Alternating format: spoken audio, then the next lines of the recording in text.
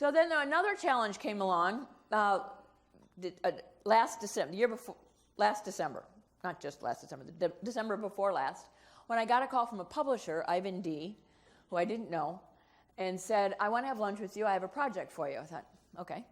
So he called up and asked me for lunch, and he said, what I want you to do is write a book on Rod Blagojevich, and I want it done in 6 weeks.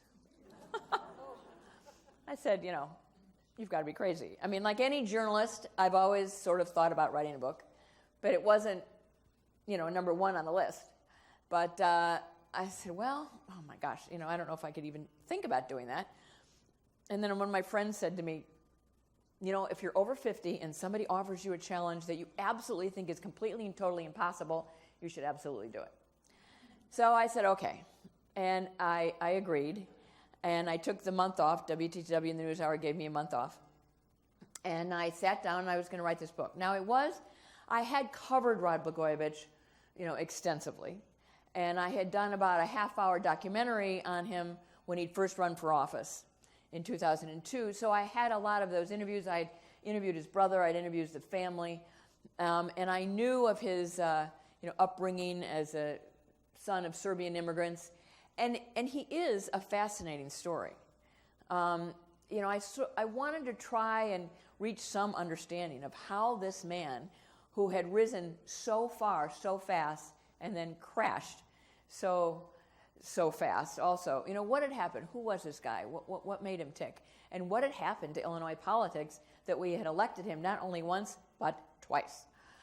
So I started writing the book, and one of the things I found that I had known, but probably not to this extent, was how quickly that administration became involved in corruption. I mean, before he took office, the people that he had assembled around him had one goal in mind, and that was to enrich themselves at the behalf of the state. I mean, there was simply no doubt about that. You know, Rod Blagojevich's political career began when his father-in-law, Dick Mell, the alderman in Chicago, longtime alderman, very powerful alderman, he'd married his daughter, and he'd taken him under his wing, and that's how Rod Blagojevich became a politician. But when he became governor, he really kicked his father-in-law out. Now, Richard Mell is no saint, but he does understand some of the limits a little better than his son-in-law wound up understanding them. And when he kicked him out and brought in people like Tony Rezko and Stuart Levine and Christopher Kelly, that was sort of, you know, the end of what people thought at that point was going to be a reform administration. It had been a quarter century since a Democrat had been governor, and there was all sorts of thought of great reform that was going to come to Springfield.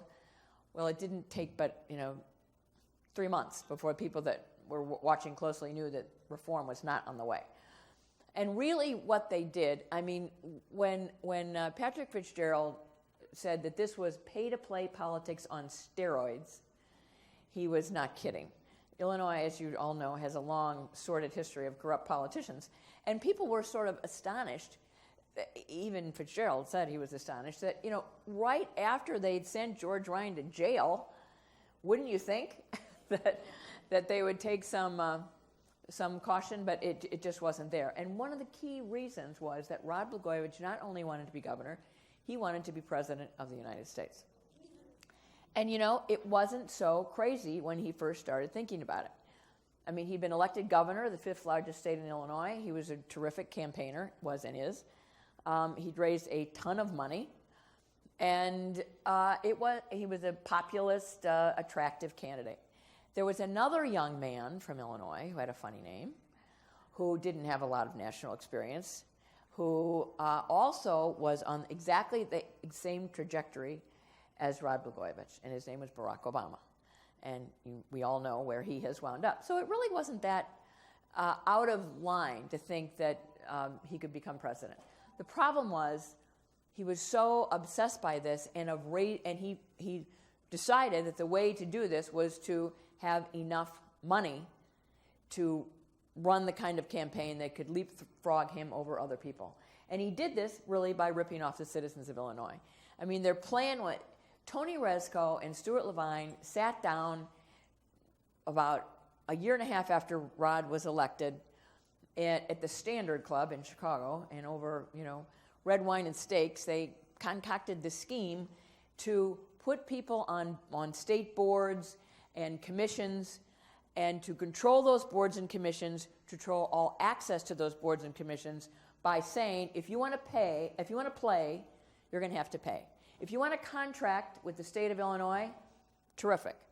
But first fork over $25,000 to Rod Blagojevich's political campaign. And some of that money would then be siphoned off for a run for president.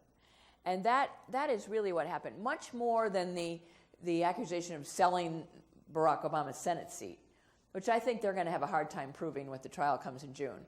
It really was the corruption of taking over all these state boards, which Tony Rezko at one point just had a hand in almost every single one of them.